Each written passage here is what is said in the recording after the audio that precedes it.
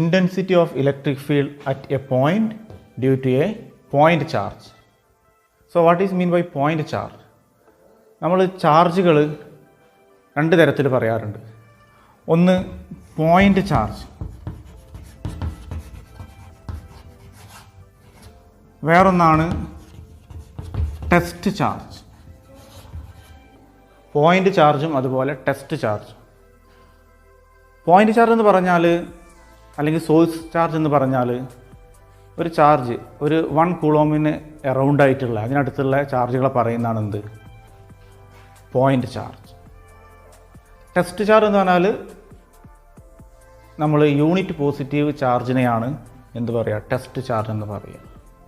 സാധാരണ 1 കൂളോമുള്ള ചാർജിന് എല്ലായ്പ്പോഴും നമ്മൾ പറയുന്നത് ടെസ്റ്റ് ചാർജ് എന്നാണ്. അത് പോസിറ്റീവ് ആണെങ്കിലും നെഗറ്റീവ് ആണെങ്കിലും. പക്ഷേ നമ്മൾ ടെസ്റ്റ് ചാർജായിട്ട് സാധാരണ യൂസ് ചെയ്യാറുള്ളത് +1 കൂളോം ചാർജിനെയാണ്. ഇനി അതുപോലെ തന്നെ പോയിന്റ് ചാർജ് എന്ന് പറഞ്ഞാൽ 1ന് അടുത്തായിട്ട് വരുന്ന ചാർജുകളൊക്കെ പറയുന്നത്, 1നേക്കാളും മുകളിൽ വരുന്നതും 1നേക്കാളും താഴെ വരുന്നതായിട്ടുള്ള ചാർജുകൾ പറയുന്നതാണ് പോയിന്റ് ചാർജ്. അപ്പോൾ ഇത് നമ്മൾ ആദ്യം ഒന്ന് മനസ്സിലാക്കി വെക്കുക. We consider A point charge Q എന്നുള്ളൊരു പോയിന്റ് ചാർജ് നമ്മൾ കൺസിഡർ ചെയ്യണം. ഇതിന് ചുറ്റും ഒരു ഇലക്ട്രിക് ഫീൽഡ് ഉണ്ട്. ഇതിന് ചുറ്റും ഒരു ഇലക്ട്രിക് ഫീൽഡ് കൺസിഡർ ചെയ്യുക. ഈ ഇലക്ട്രിക് ഫീൽഡിൽ ഇതാ ഇവിടെ ഒരു യൂണിറ്റ് പോസിറ്റീവ് ചാർജ് അല്ലെങ്കിൽ ഒരു ടെസ്റ്റ് ചാർജ് വെച്ചിട്ടുണ്ട്. അങ്ങനെയാണെങ്കിൽ ഈ ടെസ്റ്റ് ചാർജിൽ അല്ലെങ്കിൽ ഈ Q എന്നുള്ള സ്മോൾ Q ഇതിൽ അനുഭവപ്പെടുന്ന ഇലക്ട്രിക് ഫീൽഡ് എന്താണ്, അതാണ് നമ്മളിവിടെ പഠിക്കാൻ പോകുന്നത്. അപ്പോൾ ഈ രണ്ട് ചാർജുകളും തമ്മിൽ, അതായത് സ്മോൾ ക്യൂവിലേക്ക് ക്യാപിറ്റൽ ക്യൂവിൽ നിന്നുള്ള ഡിസ്റ്റൻസ് എന്ന് പറഞ്ഞാൽ നമ്മൾ R എന്നെടുക്കുക, small letter R. So we know that from coulombs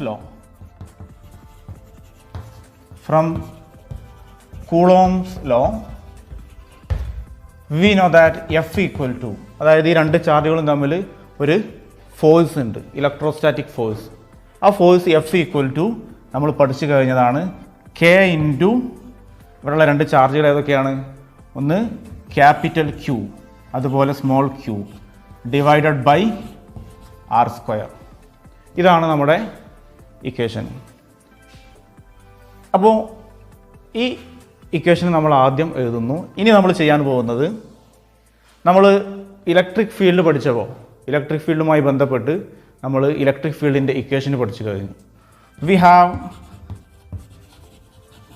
electric field E equal to force per charge ആണ് ഇലക്ട്രിക് ഫീൽഡ്. അപ്പോൾ E ഈക്വൽ ടു എന്താണ്, F ഡിവൈഡഡ് ബൈ Q. നമ്മൾ പഠിച്ചു കഴിഞ്ഞതാണ്. ഞാനിനി ചെയ്യാൻ പോകുന്നത് ഈ F എന്താണെന്നുള്ളതാണ് മുകളിൽ എഴുതിയത്. ഓക്കെ, അപ്പോൾ ഞാൻ ചെയ്യാൻ പോകുന്നത് E ഈക്വൽ ടു, ഇനി ചെയ്യുന്നത് എന്താണെന്ന് വെച്ചിട്ടുണ്ടെങ്കിൽ ഈ Fന് പകരം ഇത് കൊടുക്കുകയാണ്. അതായത് Fന് പകരം എന്ത് കൊടുക്കുകയാണ്, K into capital Q into small q divided by R².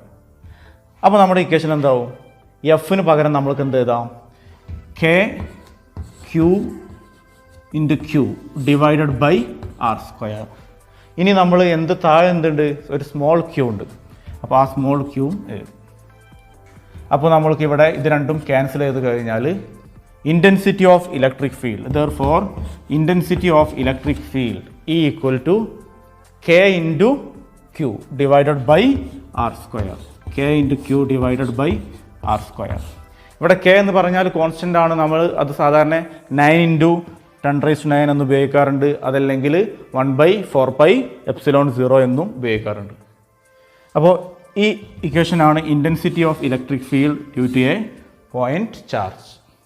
അപ്പോൾ ഇനി നമ്മൾക്ക് നെക്സ്റ്റ് പഠിക്കാനുള്ളതാണ് ഇലക്ട്രിക് ഫീൽഡ് ലൈൻസ്, അതല്ലെങ്കിൽ ഇലക്ട്രിക് ലൈൻസ് ഓഫ് ഫോഴ്സ് എന്ന് പറയാം. ഇലക്ട്രിക് ഫീൽഡ് ലൈൻസ് എന്ന് പറഞ്ഞാൽ it is the path along which a test charge would move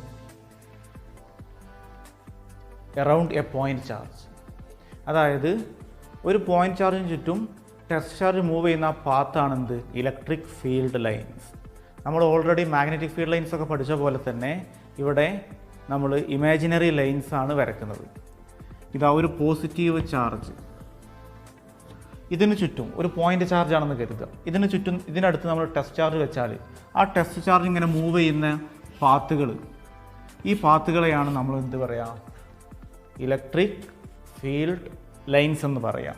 ഇപ്പോൾ അതാ ഇവിടെ ഒരു നെഗറ്റീവ് ചാർജ് ഉണ്ട്, അപ്പോൾ ഇതിങ്ങനെ മൂവ് ചെയ്യുന്ന ഒരു പാത്തുകളൊക്കെ നമ്മൾ പറയാറുണ്ട്. ഈ പാത്തിനെയാണ് ഇലക്ട്രിക് ഫീൽഡ് ലൈൻസ് എന്ന് പറയുന്നത്. ഇനി നമ്മൾ പഠിക്കുന്നത് ഇലക്ട്രിക് ഫീൽഡ് ലൈൻസിൻ്റെ പ്രോപ്പർട്ടീസാണ്. Properties of electric field lines എന്താണെന്നുള്ളതാണ് നമ്മൾ പഠിക്കുന്നത്.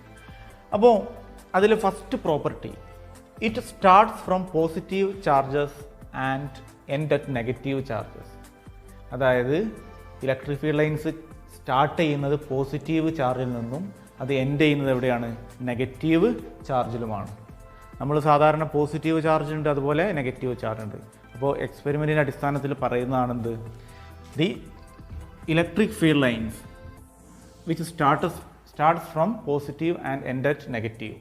ഇതവിടെ രണ്ട് ചാർജുകളുണ്ട്, ഒന്ന് പോസിറ്റീവ് ഒന്ന് നെഗറ്റീവ്. അപ്പോൾ അങ്ങനെയാണെങ്കിൽ ഈ ഇലക്ട്രിക് ഫീൽഡ് ലൈൻ സ്റ്റാർട്ട് ചെയ്യുന്നത് പോസിറ്റീവിൽ നിന്നും എൻഡ് ചെയ്യുന്നത് നെഗറ്റീവ്. അതായത് ഡയറക്ഷൻ നമ്മൾ ഇങ്ങനെയാണ് കൊടുക്കുക, പോസിറ്റീവ് ടു നെഗറ്റീവ്. ഇതാണ് ഒന്നാമത്തെ പ്രോപ്പർട്ടി. ഇപ്പോൾ ഒരു പോസിറ്റീവ് ചാർജ് മാത്രമാണെങ്കിൽ നമ്മൾ ഇലക്ട്രിക് ഫീൽഡ് ലൈൻസ് അതിന് ചുറ്റും വരക്കുന്നത് ഇതാ, അതിൻ്റെ ഡയറക്ഷന് പോസിറ്റീവ് ചാർജിൽ നിന്ന് സ്റ്റാർട്ട് ചെയ്യുന്ന പോലെയാണ് ഡയറക്ഷന് കൊടുക്കുക. എന്നാൽ നെഗറ്റീവ് ചാർജ് വരക്കുകയാണ്, ഒരു നെഗറ്റീവ് ചാർജ്. ഈ നെഗറ്റീവ് ചാർജിന് ചുറ്റും നമ്മൾ ഇലക്ട്രിക് ഫീൽഡ് ലൈൻസിൻ്റെ ഡയറക്ഷൻ കൊടുക്കുന്നത് ടു നെഗറ്റീവ് ചാർജ്, നെഗറ്റീവ് ചാർജിലേക്ക് ആണ് ഡയറക്ഷൻ കൊടുക്കുക. അപ്പോൾ ഇതാണ് നമ്മുടെ ഒന്നാമത്തെ പ്രോപ്പർട്ടി. ഇനി നമ്മൾ രണ്ടാമത്തെ പ്രോപ്പർട്ടിയാണ് പഠിക്കുന്നത്, they do not form any closed loops. Electric field lines ഒരിക്കലും എന്ത് ചെയ്യില്ല, ഒരു ക്ലോസ്ഡ് ലൂപ്പായിട്ടുണ്ടാവില്ല.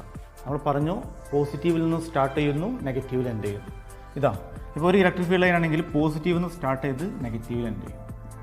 ഇതാ വേറെ ഇലക്ട്രിക് ഫീൽഡ് ലൈന് പോസിറ്റീവിൽ നിന്ന് സ്റ്റാർട്ട് ചെയ്ത് നെഗറ്റീവിൽ എൻഡ് ചെയ്യും. ഇതൊരിക്കലും എന്ത് ചെയ്യില്ല, ഒരു ക്ലോസ്ഡ് ലൂപ്പായിട്ട് ഒരിക്കലും ഉണ്ടാവുന്നില്ല എന്നതാണ് രണ്ടാമത്തെ പ്രോപ്പർട്ടി. The third property of electric field line is the direction of electric field at any point is the tangent to the line of force.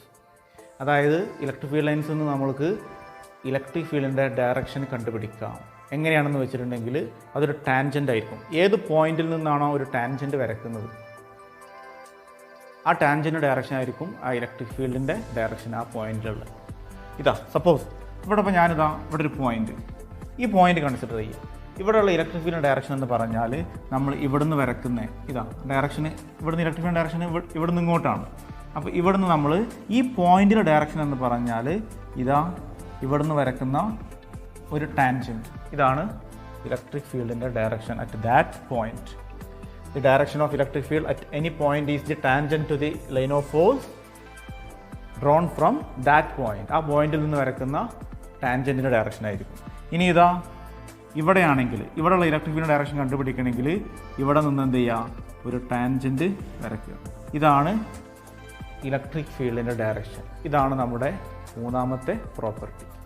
അതായത് ഇലക്ട്രിക് ഫീൽഡ് ലൈൻസിൽ നിന്ന് ഇലക്ട്രിക് ഫീൽഡിൻ്റെ ഒരു പോയിന്റിലെ ഡയറക്ഷൻ കണ്ടുപിടിക്കാൻ അവിടെ നിന്ന് ഒരു ടാൻജൻറ്റ് വരച്ചാൽ മതി. ഇനി നമ്മൾ നാലാമത്തെ പ്രോപ്പർട്ടിയാണ് പഠിക്കുന്നത്. നാലാമത്തെ property, two field lines never cross each other. രണ്ട് ഇലക്ട്രിക് ഫീൽഡ് ലൈൻസ് ഒരിക്കലും ക്രോസ് ചെയ്യൂല. ഇതാ ഒരു ഇലക്ട്രിക് ഫീൽഡ് ലൈൻ ഇങ്ങനെ പാസ് ചെയ്യുന്നു, വേറൊന്നും ഒരിക്കലും അതിനോട് ക്രോസ് ചെയ്തിട്ട് ഇങ്ങനെ പാസ് ചെയ്യൂല. ഇതിന് കാരണം എന്താണെന്ന് വെച്ചിട്ടുണ്ടെങ്കിൽ നമ്മൾ കഴിഞ്ഞ പ്രോപ്പർട്ടി പഠിച്ചു, എന്താണ്, ഡയറക്ഷൻ ഓഫ് ഇലക്ട്രിക് ഫീൽഡ്. ഈ ഡയറക്ഷൻ ഓഫ് ഇലക്ട്രിക് ഫീൽഡിൽ നമ്മൾക്കറിയാം പോയിന്റിൽ നിന്ന് വരയ്ക്കുന്ന ടാൻജൻ്റാണ്. അപ്പോൾ ഇങ്ങനെ ക്രോസ് ചെയ്ത് പോയാലുള്ള പ്രശ്നം എന്താണെന്ന് വെച്ചിട്ടുണ്ടെങ്കിൽ അവിടെ ഇലക്ട്രിക് ഫീൽഡിന് നമുക്ക് രണ്ട് ഡയറക്ഷൻ കിട്ടും. ഇതാ ഈ പോയിന്റിൽ നോക്കുകയാണെങ്കിൽ എനിക്ക് രണ്ട് ടാൻജൻറ്റ് വരയ്ക്കാം. ഈ ഫീൽഡ് ലൈൻസിൻ്റെ അടിസ്ഥാനത്തിൽ ഇതാ ഇങ്ങനെ ഒരു ടാൻജൻറ്റും വരക്കാം. ഇനി ഇതിൻ്റെ അടിസ്ഥാനത്തിലാണെങ്കിലോ ഇങ്ങനെ ഒരു ടാൻജൻറ്റ് വരക്കാം. അപ്പോൾ ഇവിടെ എന്തുണ്ടാവും, there is a possibility to two directions for electric field at a given point. This is not possible. ഇതൊരിക്കലും അങ്ങനെ ഒരിക്കലും സംഭവിക്കില്ല. അതുകൊണ്ട് തന്നെ ഒരിക്കലും ഇലക്ട്രിക് ഫീൽഡ് ലൈൻസ് ഒരിക്കലും ക്രോസ് ചെയ്യില്ല. ഓക്കെ, ഇതാണ് 4 പ്രോപ്പർട്ടികൾ, അതായത് ഇലക്ട്രിക് ഫീൽഡ് ലൈൻസിൻ്റെ 4 പ്രോപ്പർട്ടീസാണ് നമ്മൾ പഠിച്ചു കഴിഞ്ഞത്.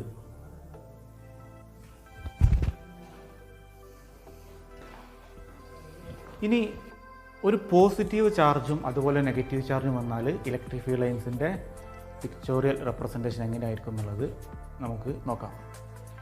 ഇതാ ഒരു പോസിറ്റീവ്, അതുപോലെ ഒരു നെഗറ്റീവ്. ഇവിടെ നമ്മൾ ഇലക്ട്രിക് ഫീൽഡ് ലൈൻസ് വരക്കേണ്ടത് ഇത് വളരെ ഇമ്പോർട്ടൻ്റ് ആണ്. ഡൈപോൾ എന്ന് പറയുന്ന ഒരു ടോപ്പിക്കിൽ നമ്മളിത് പഠിക്കും. അപ്പോൾ ഇവിടെ electric field lines start from positive and end at negative. ഇതാണ് ഒരു പോസിറ്റീവ് ചാർജും അതുപോലെ ഒരു നെഗറ്റീവ് ചാർജും വന്നു കഴിഞ്ഞാൽ ഇലക്ട്രിക് ഫീൽഡ് ലൈൻസ് വരുന്നത്. അടുത്തതായിട്ട് 2 പോസിറ്റീവ് ചാർജുകൾ വന്നാലോ ഇലക്ട്രിക് ഫീൽഡ് ലൈൻസ് എങ്ങനെയായിരിക്കും എന്നുള്ളത് നമുക്കൊന്ന് നോക്കാം. ഇതാ ഒരു പോസിറ്റീവ്, അതുപോലെ വേറൊരു പോസിറ്റീവ്. ഇവിടെ ഇലക്ട്രിക് ഫീൽഡ് ലൈൻസ് നമുക്കറിയാം പോസിറ്റീവിൽ നിന്ന് സ്റ്റാർട്ട് ചെയ്യും, എന്നാൽ അങ്ങോട്ട് പോലെ, കാരണം അവിടെയും പോസിറ്റീവാണ്.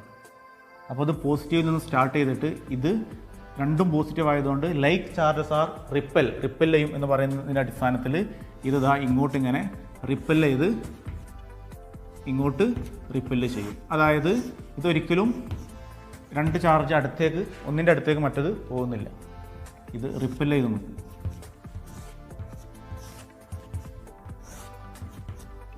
ഇതാണ് 2 പോസിറ്റീവ് ചാർജുകൾ വന്ന് കഴിഞ്ഞാൽ. ഇനി 2 നെഗറ്റീവ് ചാർജുകൾ വന്നു കഴിഞ്ഞാൽ എങ്ങനെയായിരിക്കും എന്നുള്ളത് നോക്കാം.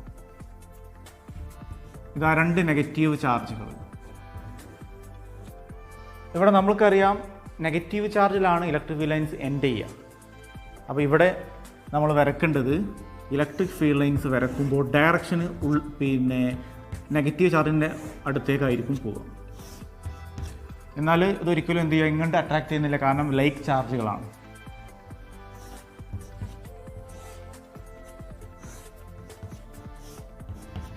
ഇതാണ് pictorial representation of electric charges.